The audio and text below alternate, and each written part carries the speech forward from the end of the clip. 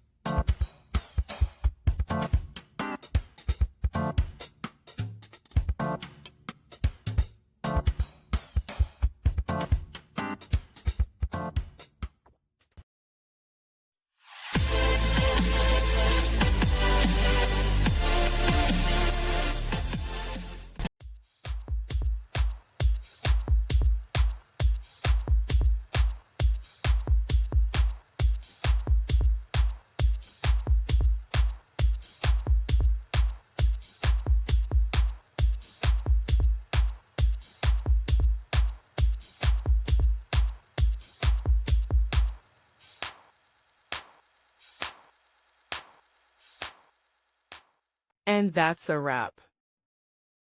I hope you found the answer you were looking for. If you did, take a second to hit that subscribe button. It really helps out. And let me know in the comments which solution worked best for you. See you next time in the debug zone.